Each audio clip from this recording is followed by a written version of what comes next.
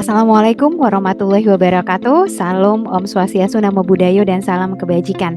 Apa kabarnya semua rekan-rekan hebat yang ada di room meeting ini? Alhamdulillah, luar biasa, tetap semangat. Alhamdulillah. Bapak dan Ibu, kali ini kita ketemu lagi di Lokakarya 5. Jika sebelumnya Bapak dan Ibu di Lokakarya 1 dan 4 bertemu dengan instruktur lain, maka kali ini izinkan saya membersamai Bapak dan Ibu di Lokakarya kelima. Nah, sebelumnya saya mohon izin untuk share screen. Apakah sudah terlihat Bapak dan Ibu tampilan share screen-nya? Ya, Bu. Oke. Perkenalkan Bapak dan Ibu, izinkan saya membersamai Bapak dan Ibu. Saya Titik Suryani, saya guru SD Negeri Tonjong 1, kebetulan adalah guru penggerak angkatan 7. Jadi hari ini nanti kita akan belajar bersama-sama di room meeting ini. Tapi izin sebelum belajar, saya membuka dengan sebuah pantun. Beli rendang di pasaraya, pergi ke pasar bersama Pak Saji. Apa kabar Bapak Ibu semua? Selamat datang di room virtual ini. Bapak dan Ibu, terima kasih sudah hadir. Saya mohon Bapak dan Ibu dapat hadir dengan sepenuh hati di room ini agar kita dapat belajar bersama-sama. Nah, sebelumnya saya ingin Bapak dan Ibu respon di kolom chat. Silakan siap-siap mengetikkan beberapa instruksi yang akan saya berikan Bapak dan Ibu ya. Saya izin cek ombak dulu. Cek ombak ini ingin lihat apakah Bapak Ibu sepenuhnya hadir di room meeting ini bersama saya, begitu ya. Yang pertama, ketikkan 3 kata nama makan siang hari ini apa Bapak dan Ibu dan perasaan Bapak Ibu pada hari ini. Silakan di kolom chat 1, 2, 3. Boleh, silakan mengetikkan tadi nama Bapak dan Ibu. Tadi makan siangnya sama apa? Kemudian perasaannya hari ini gimana gitu. Oke, sudah hadir di sini di kolom chat. Ada Pak Saji. Wah, Pak Saji, ini masih nyebutin nama makanan semua. Jadi clue-nya adalah nama kita sendiri, makanan yang dimakan siang ini, dan perasaan. Bu Eva, terima kasih. Eva, sate senang. Dwi, rendang senang. Rina, rendang bahagia. Wah, terima kasih teman-teman sudah respon di kolom chat. Izin selanjutnya saya pengen juga lihat Bapak dan Ibu respon di kolom chat. Mohon bersiap-siap. Saya akan menghitung 1, 2, dan 3. Silakan ketikkan. A. Siap menyimak. B. Aktif berinteraksi. C. Siap berdiskusi. Silakan Bapak dan Ibu. 1, 2, 3. Silakan di kolom chat. Iya, terima kasih Pak Saji. C. Siap berdiskusi. Bu Eva siap menyimak. Kemudian ada Bu Dwi. ABC semuanya. Wah, terima kasih banyak. Oke. Izin selanjutnya Bapak dan Ibu, setelah saya tahu Bapak Ibu ternyata respon, berarti Bapak Ibu sudah hadir semuanya di room meeting pada sore hari ini. Nah, saya izin Bapak dan Ibu, sebelum mulai pembelajaran pada hari ini, karena tadi dengan instruktur yang lain sudah berdoa, maka saya tidak akan membukanya lagi dengan berdoa, tapi saya pengen membukanya dengan self-assessment. Ada beberapa pertanyaan yang ingin saya ajukan. Pertanyaan pertama, yaitu apa yang Bapak Ibu bayangkan mendengar kata kolaborasi? Boleh di kolom chat. Saya izin Bapak dan Ibu boleh juga menuliskannya dalam jamrot yang saya bagikan. Silakan, linknya sudah saya berikan di kolom chat. Atau boleh juga nih ada yang mau berbagi langsung ngomong gitu kan bersama saya di sini. Silakan, boleh raise hand-nya. Wah, Pak Saji, gotong royong banyak pihak. Saya pengen tahu nih dari Pak Saji. Pak Saji, kenapa kok chatnya ngomonginnya banyak pihak tentang kolaborasi? Bu Eva setelah ini ya, setelah Pak Saji. Baik, kenapa banyak pihak? Karena dari kata kolaborasi itu tentunya kita harus melibatkan berbagai pihak. Tidak mungkin kita berkolaborasi hanya dengan satu pihak, atau misalkan ini pasti kolaborasi itu lebih dari satu gitu kan. Misal kita pihak sekolah berkolaborasi dengan orang tua, guru, dan sebagainya gitu. Iya, keren sekali. Apakah Bu Eva sepakat dengan apa yang diungkapkan Pak Saji? Disilakan Bu Eva untuk memberikan pendapatnya. Sepakat. Karena memang di dalam kolaborasi itu dibutuhkan banyak orang. Banyak orang. Dan yang saling bergotong royong, kerjasama, menuangkan ide, seperti itu, Bu. Siap. Terima kasih Bu Eva dan Pak Saji sudah memberikan jawaban yang luar biasa. Izin memparafrase dari jawaban Bapak dan Ibu, kalau kolaborasi itu gotong royong, melibatkan banyak pihak. Di sana ada kerjasama yang kuat dan interaksi yang sama-sama untuk mencapai sebuah tujuan. Baik, teman-teman yang lain boleh ya berkomentar nanti di Jamrotnya. Kemudian yang kedua, izin, apakah Bapak Ibu pernah melakukan kolaborasi? Kapan? Terus bersama siapa? Boleh di Jamrot, boleh di kolom chat, boleh juga langsung ngomong nih bersama saya di sini. Silakan. Oke, saya lihat dulu Jamrotnya teman-teman. Ya, boleh. Pernah, Bu. Pernah, di mana? Kolaborasi di sekolah. Jadi kebetulan di sekolah itu akan persiapan untuk sekolah adiwiyata. Di situ semua guru berkolaborasi bersama-sama. Waktu itu sudah udah dekat-dekat dengan deadline waktu itu pendaftaran adiwiyata. Tapi karena adanya kolaborasi dari kita semua saling mengisi, akhirnya alhamdulillah bisa mendaftar sesuai dengan jadwal yang ditentukan. Wah, luar biasa. Nah, ini saya tertarik nih dengan jawaban Bu Rina. Bu Rina menjawab pernah kolaborasi yang di Kombel. Bisa ceritain sedikit nggak berbagi bersama kita, Bu Rina? Disilakan. Oke, baik Bu, terima kasih kesempatannya. Karena kita itu baru 2 tahun IKM ya Ibu, gitu. Jadi di sekolah saya baru saya dan teman saya yang guru penggeraknya gitu. Maka kita berinisiatif untuk melakukan diseminasi gitu. Kemudian setelah itu menyampaikan pemahaman juga diteruskan di komunitas belajar yang ada di sekolah, terutama untuk yang bagaimana caranya membuka PMM gitu kan, bagaimana menyelesaikan modul sampai juga dengan aksi nyata gitu. Tentunya yang diharapkan bisa lebih paham dengan esensi dari kurikulum Merdeka itu sendiri. Itu Ibu. Luar biasa, tepuk yang keren buat Bu Rina. Bu Rina terima kasih, Bu Eva juga terima kasih. Nah, selanjutnya nih teman-teman, izin bertanya juga, apa yang melatar belakangi Bapak Ibu berkolaborasi? Silakan.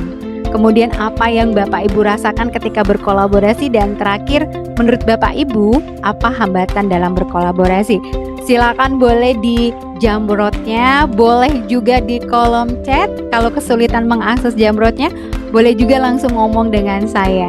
Wah, ini keren ini Pak Saji, ada kolaborasi dengan DKM. Nah, saya pengen tahu nih, karena agak berbeda nih kolaborasinya dengan DKM. Kayaknya di luar sekolah ya Pak Saji. Apa yang melatar belakangi Pak Saji itu bisa kolaborasi dengan DKM? Kolaborasi dengan DKM dalam melaksanakan kegiatan PHBI ya, peringatan Hari Besar Islam. Kebetulan waktu itu sekolah saya muridnya hanya 30 siswa dari kelas 1 sampai kelas 6. Jadi sangat sulit untuk melakukan kegiatan-kegiatan yang di-cover oleh dana BOS. Tapi dengan semangat guru-guru dan yang lainnya, akhirnya kita punya ide bagaimana kalau misalkan kegiatan PHBI itu kita berkolaborasi dengan DKM Masjid yang kebetulan berada di samping sekolah. Dan akhirnya dari itu ada obrolan dengan pengurus DKM bagaimana kalau kegiatan peringatan Isra Mi'raj di masjid itu sekarang laksanakannya di sekolah, di halaman sekolah gitu kan. Nah, untuk itu para siswa sebelum acara Isra Mi'raj ditampilkan, jadi terkesan sekolah yang mengadakan padahal yang membiayai masyarakat, numpang tenar gitu. Waduh, keren ya, strateginya bagus banget. Apa yang dirasain Pak Saji ketika kolaborasi itu berlangsung gitu? Seneng, bahagia, sedih atau gimana gitu? Bahagia, ya sedihnya dengan murid 30, ada yang muridnya 2 orang satu kelas, tapi ya ada rasa haru ketika mereka bisa tampil, ada yang qasidah, baca puisi atau yang pildacil kayak gitu. Cukup senang gitu kan melihat raut-raut anak-anak yang cukup bahagia gitu. Keren. Terus ada hambatan nggak Pak Saji ketika melakukan kolaborasi itu? hambatannya ya kita menyamakan persepsi aja gitu kan ketika akan melaksanakan kegiatan itu dari pihak sekolah, bagaimana nanti keadaan sekolah setelah kegiatan yang begitu rame dengan sampahnya dan sebagainya, tapi dengan penjelasan. Akhirnya kebetulan waktu itu di DKM saya ketua panitia Isra Mi'rajnya juga bisa menjamin bahwa semua akan kembali pada situasi awal bersih, akan kembali bersih lagi sekolah. Akhirnya semua sepakat dan itu terlaksana dengan sukses. Waduh, luar biasa. Kita beri applause yang meriah nih untuk Pak Saji. Pak Saji, apa yang sudah dilakukan Pak Saji itu seperti praktik baik ya, praktik baik kolaborasi. Nah, saya izin meneruskan tadi. Menarik ya, apa yang dikatakan Pak Saji itu betul-betul memang kolaborasi. Salah satunya memang satu, menyatukan dengan DKM, dengan masyarakat, dengan sekolah. Kemudian juga di situ ada murid gitu ya. Oke, selanjutnya teman-teman izin, hari ini kenapa kita ngomongin kolaborasi? Karena sejatinya hari ini kita akan belajar tentang kolaborasi dalam pengelolaan program yang berpihak pada murid. Nah, jadi sore hari ini khusus kita mau ngebahas ini, ngobrolin tentang ini. Nah, tujuan belajarnya sendiri pada hari ini adalah saya pengen kita bersama di sini kita memahami makna kolaborasi itu apa. Kemudian kita memahami program yang berpihak pada murid itu yang seperti apa sih? Jangan-jangan program yang kita buat itu hanya berpihak untuk sekolah saja, untuk guru saja, tapi tidak untuk murid. Dan terakhir, saya ingin kita semua nanti bisa berdiskusi tentang praktik baik program yang berpihak pada murid, baik yang sudah pernah dilakukan maupun yang akan dilakukan. Oke, teman-teman, selanjutnya ini kesepakatan belajar kita sebelum kita masuk ke sesi yang serius. Mohon kameranya dinyalakan agar saya tahu bahwa saya dibersamai teman-teman di room virtual ini. Kemudian mohon raise hand sebelum nanti mengeluarkan pendapatnya. Saya juga izin mohon memberikan kesempatan hanya berbicara 1 menit untuk tiap orang karena waktu kita terbatas. Dan mohon saling menghargai ketika berpendapat. Baik. Dari keempat kesepakatan belajar ini, apakah ada yang ingin ditambahkan oleh teman-teman semua? Apakah cukup? Cukup, Bu. Cukup ya? Baik, cukup. Kalau sudah cukup, saya izin melanjutkan. Nah, peta perjalanan belajar kita hari ini. Yang pertama tadi, kita sudah melakukan pembukaan, yaitu melalui self-assessment. Jadi saya nggak kasih ice breaking, tapi saya kasih self-assessment agar menggali lebih jauh sampai di mana nih pengetahuan teman-teman, awal pengetahuannya. Baru nanti kita ke tahapan diskusi. Dan setelah tahapan diskusi, saya pengen ngajak teman-teman untuk menyimpulkan pembelajaran kita pada hari ini. Waktunya hanya 10 menit. Saya harap teman-teman nanti komitmen dengan waktu ini ya. Oke. Nah, izin kita mulai berdiskusi. Saya harap teman-teman semua aktif ya berdiskusi. Kalau nggak sempat ngomong boleh di kolom chat. Nanti akan saya bacakan. Yang pertama, sebagai kalimat pemantik untuk membuka diskusi kita, menurut Bapak Ibu, program atau kegiatan apa saja yang dapat berpihak untuk murid-murid dan ini bisa dilakukan secara kolaborasi? Silakan, mungkin ada yang ingin berpendapat, boleh raise hand, boleh juga di kolom chat. Silakan. Apa ya menurut Bapak Ibu program yang bisa berpihak untuk murid? Terus dilakuinnya bisa bareng-barengan gitu. Saya Bu, Oke, silakan Bu Eva. panen karya. Panen karya. Wah, ini menarik nih. Panen karya yang seperti apa Bu Eva?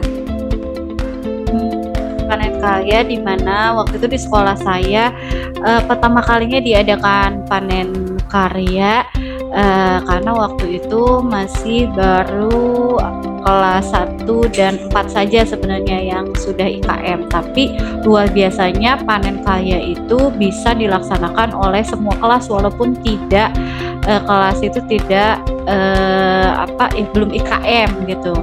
Tapi berkat adanya kolaborasi itu panen karya itu terlihatnya malah seperti bukan terlihat seperti sekolah yang baru melaksanakan panen karya karena di dalamnya itu sangat semua kelas berpartisipasi, bahkan anak-anak bisa menunjukkan hasil karya mereka dan dijual waktu itu sekalian panen karyanya itu kayak Cat Day juga, ada tampilan dari anak-anak juga, jadi semua ikut berpartisipasi, termasuk gurunya juga ikutan tampil di situ memakai kostum dari barang bekas dan lain-lain. Pokoknya semuanya ikut berkolaborasi sampai orang tua murid, kepala sekolah pun ikutan.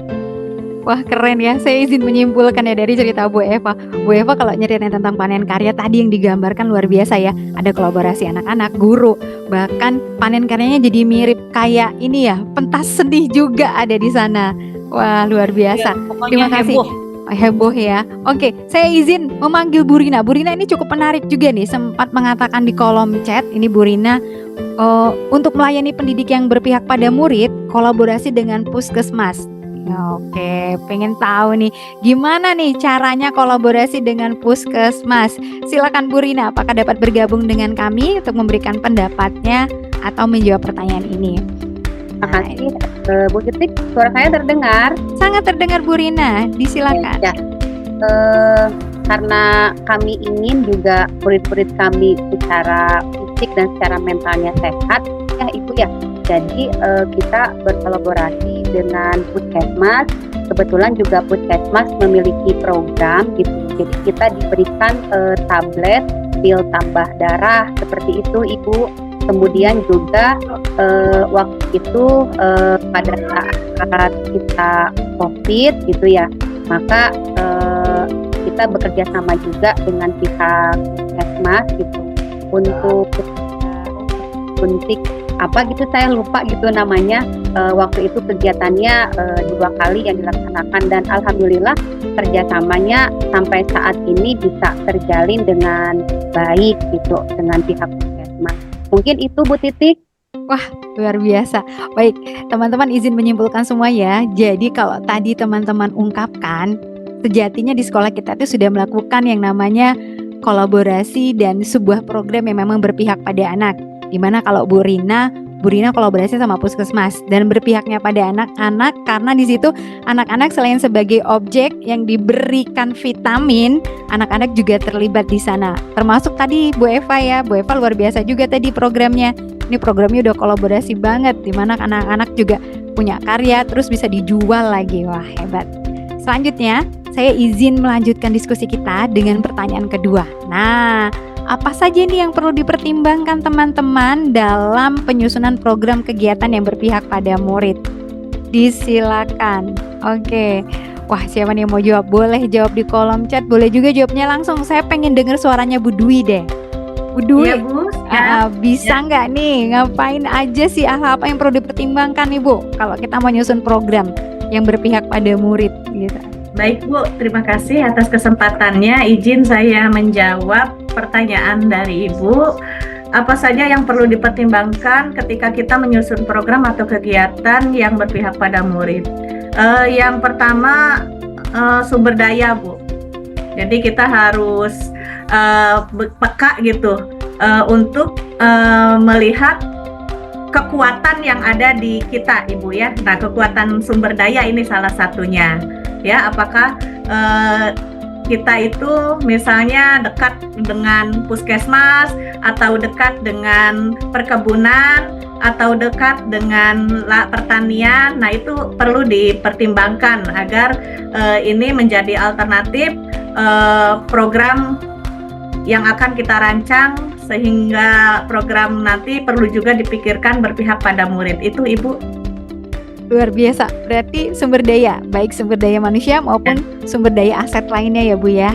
Oke, Ya, terima Bu, kasih. kekuatannya. Iya. Ada usul yang lain terkait dengan apa yang perlu dipertimbangkan ketika menyusun program kegiatan gitu? Silakan, mungkin bisa minta pendapatnya dari Bu Eva. Nah, disilakan Bu Eva. Di situ saya berpendapat bahwa yang perlu dipertimbangkan dalam menyusun program yang berpihak pada murid ini adalah kemampuan. Jadi kita sudah merancang program ini akan dilaksanakan secara ini, tapi kalau misalkan di realnya tempatnya tidak siap atau kitanya kurang mampu menghandle misalkan dengan banyaknya murid, nah maka jadi dipertimbangkan dengan kemampuan. Jadi harus sesuai dengan kemampuan juga Bu, kayak gitu. Oke. Bukan Bu? Ya, berarti harus lihat dulu aset di sekolah kita apa begitu ya. Nah, saya pengen denger nih dari Bu Sri. Bu Sri, apakah bisa berbagi urun pendapat terkait dengan apa saja yang perlu dipertimbangkan begitu dalam menyusun program yang berpihak pada murid? Disilakan Bu Sri. Assalamualaikum, mohon izin Ibu menjawab. Seperti yang sudah disampaikan Bu Eva, Bu Dwi, betul tadi saya sekedar melengkapi saja kalau tadi tentang kemampuan, kompetensi. Nah, kalau saya lebih ke kalau program itu yang bisa terlaksana selain kompetensi, kemampuan, kemauan, sarana dan prasaranya menunjang atau tidak program yang akan kita jalankan. Itu Bu Titi. Wah, sepakat. Baik, saya izin ya menyatukan tadi semua pendapat teman-teman. Jadi kalau ngomongin tentang apa yang perlu dipertimbangkan dalam menyusun program kegiatan, maka yang paling penting itu satu memang melihat aset yang ada di sekolah kita. Kemungkinan kedua adalah melihat sumber daya manusia yang memang di sekolah itu bisa diberdayakan. Dan yang terakhir mungkin tadi kedekatan kita dengan sarpras umum yang bisa juga dimanfaatkan. Ini terima kasih ya teman-teman. Kemudian ada tambahan pendapat juga dari Pak Saji, melihat kebutuhan murid. Wah, keren nih Pak Saji ya, luar biasa. Oke Pak Saji, tunggu, saya pengen minta pendapat Pak Saji pada pertanyaan yang ketiga ya. Jawaban Pak Saji itu menarik. Saya pengen Pak Saji juga nanti urun rembuk pada bagian ini. Kira-kira tadi teman-teman kan sudah bikin program ya, udah banyak tuh bikin program. Bagaimana menjaga keberlanjutan program yang berpihak pada murid ini menurut teman-teman semua? Disilakan. Saya pengen banget Pak Saji nih. Pak Saji boleh bergabung bersama kita Pak Saji untuk urun pendapat gitu. Saya tertarik dengan pendapat Pak Saji karena di kolom chat Pak Saji bilang kebutuhan murid. Untuk menjaga keberlanjutan program yang berpihak pada murid, tentunya tadi itu kita harus melihat kebutuhan apa yang murid butuhkan, itu yang akan kita laksanakan. Kemudian untuk keberlanjutan itu tentunya kita harus adanya penanggung jawab serta evaluasi. Jadi program itu dapat kita ukur tingkat keberhasilan atau tidak berhasilnya itu melalui penanggung jawab.